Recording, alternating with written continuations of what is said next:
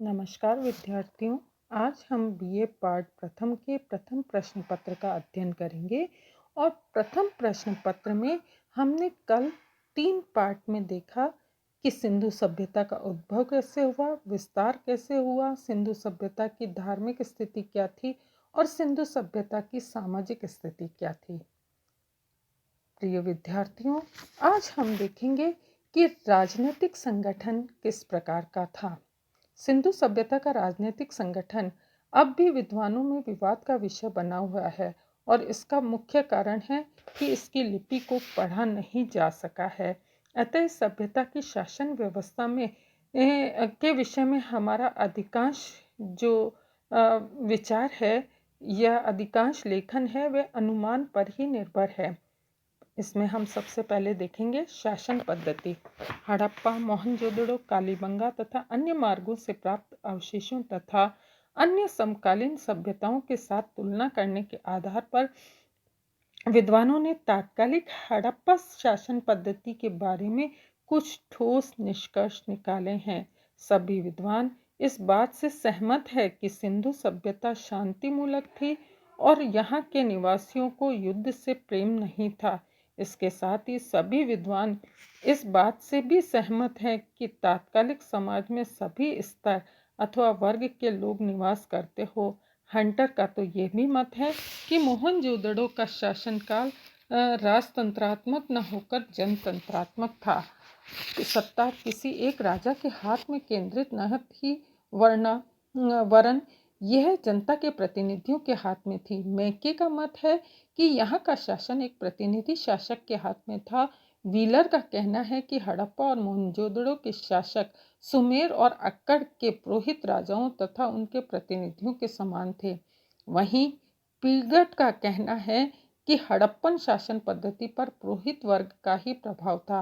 विद्वानों के भिन्न भिन्न मतों के कारण तथा किसी निश्चित साक्ष्य के अभाव में ये कहना कठिन है कि देश की प्रमुख सत्ता किसी राजा के हाथ में थी अथवा उसके और जनता के चुने हुए प्रतिनिधियों के हाथ में थी या फिर पुरोहितों के हाथ में थी। अब हम देखेंगे कि सत्ता का विकेंद्रीकरण कैसा था। डॉक्टर वीसी पांडे लिखते हैं कि यह अनुमान स्वाभाविक ही प्रतीत होता है कि केंद्रीय सत्ता का विकेंद्रीकरण कर दिया गया था। कदाचित केंद्रीय शासन की ओर से अनेक पदाधिकारी भिन्न भिन्न नगरों में शासन करते थे। शायद इन्हें नगर निवासियों का सहयोग प्राप्त होता होगा, ऐसा माना जाता है।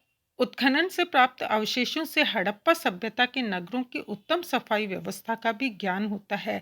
इसका अनुमान लगाया जाता है कि उस समय सिंधु सभ्यता के विभिन्न नगरों में नगर पालिका जैसी कोई व्यवस्था रही होगी, अर्थात स्थानीय स्वशासन प्रणाली किसी न किसी रूप में अवश्य विद्यमान रही होगी।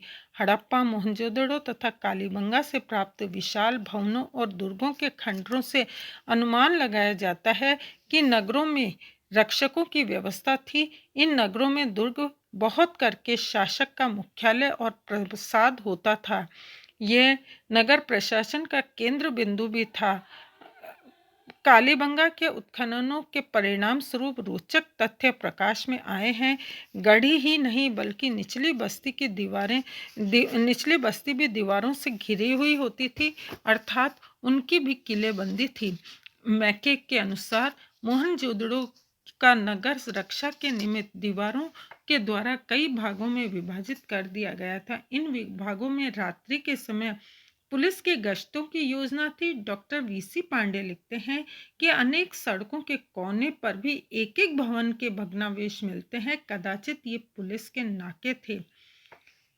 इसके अलावा खुदाई से प्राप्त एक ही प्रकार के माप तोल की प्रणाली, लेखन की एक ही विधि और नगर विन्यास, निर्माण प्राविधियों आदि में घनिष्ठता असमानता से अनुमान लगाया जाता है कि इस सुविशाल क्षेत्र में समुचित शासन प्रणाली समान रही होगी।